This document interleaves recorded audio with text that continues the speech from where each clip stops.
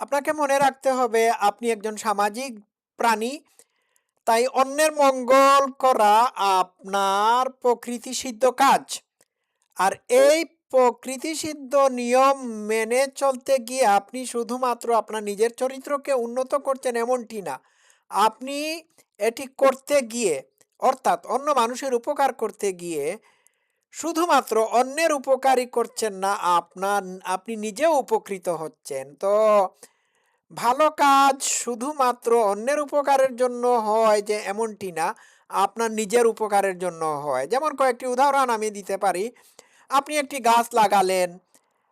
আপনি হয়তো ভেবেছেন এই গাছ লাগানোর কারণে ভবিষ্যতে মানুষ এই গাছের ছায়ার নিচে বসবে, অক্সিজেন পাবে, মানুষ ফলমূল পেড়ে খাবে, গাছে পাখিরা এসে বসবে, বাসা বাঁধবে। এতে করে আপনি অ্যা শুধুমাত্র যে অন্য মানুষের উপকার করেছেন এমনটি না, আপনি একজন পরিবেশ বান্ধব হয়ে শীতল আবহাওয়া এবং প্রাকৃতিক সৌন্দর্যেরও কাজটি করলেন। তো আপনি কন্ট্রিবিউট করলেন।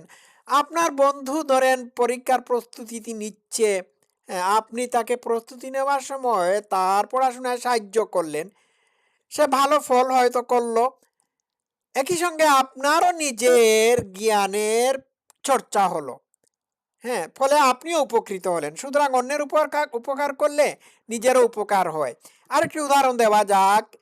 একজন বৃদ্ধ লোক রাস্তা পার হতে পারছেন না, আপনি তাকে রাস্তা পার করে দিলেন। তো বৃদ্ধ বৃদ্ধ লোকটিও উপকৃত হলো। আর আপনি একটা ফিল করলেন যে আপনি একটি ভালো কাজ করেছেন। সারাদিনের জন্য এটি আপনার একটি ভালো কাজের সিম্বল হিসাবে থাকবে। আপনার মনও ভালো হবে।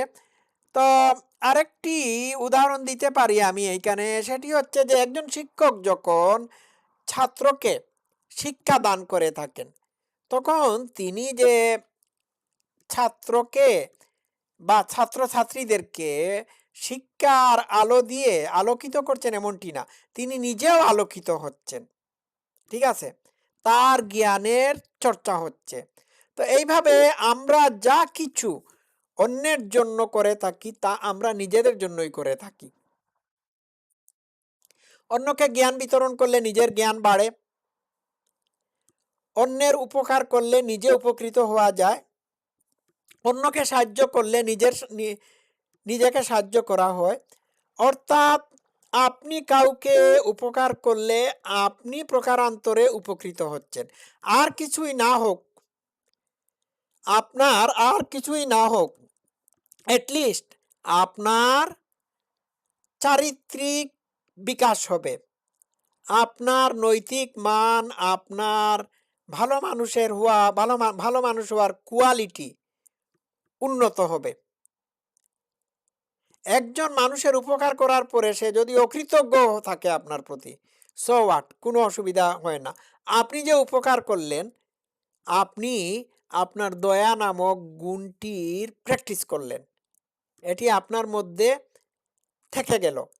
তো অন্যের উপকার করলে নিজে উপকৃত হওয়া যায়। এটাই ছিল আজকের কথা। আসুন আমরা সুযোগ পেলেই মানুষের উপকার করি। ছোটখাটো উপকার হলেও উপকার করুন। রাস্তা দিয়ে মানে একজন মানুষ, বয়স্ক মানুষ ধরেন ট্রেনে বসে আছে, একজন বয়স্ক মানুষ আম আপনার ট্রেনের আপনি আপনি ট্রেনে বসাকালীন অবস্থায় আপনার পাশে দাঁড়িয়ে আছে। আপনি সিটটা তাকে ছেড়ে দিন। এটিও উপকার। কারো হাত থেকে কোনো কিছু পড়ে গেছে তা তুলে দিন। তার হাতে তুলে দিন। বা কেউ কোনো জিনিস পিছনে ফেলে সামনে চলে যাচ্ছে, রাস্তা হাতে তুলে নিয়ে দৌড়ে গিয়ে তার কাছে পৌঁছে দেন অথবা তাকে ডেকে দিয়ে তার কাছে পৌঁছে দিন। ইভেন রাস্তা থেকে একটা কলার বাকল অথবা কাঁটা তুলে ডাস্টবিনে ফেলে দেওয়া উপকার।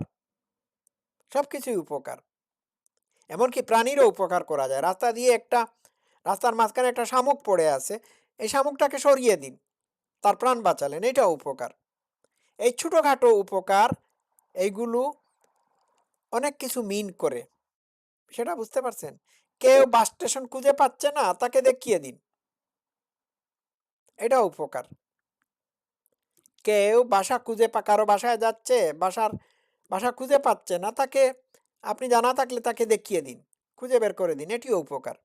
উপকারের লিস্ট যদি করেন, তাহলে অনেক লম্বা হয়ে যাবে। কোটি আপনার কাউকে টাকা দিয়ে সাহায্য করে উপকার করার আ কোনো প্রয়োজন নাই। আপনি হয়তো পারবেনও না, আপনার সামর্থ্যই না থাকতে পারে। কিন্তু এই যে ছোটখাটো উপকারের কথা বললাম, এগুলো আপনার পক্ষে করা সম্ভব। আসুন, আমরা অন্যের উপকার করি, উপকৃত হই। ধন্যবাদ সবাইকে।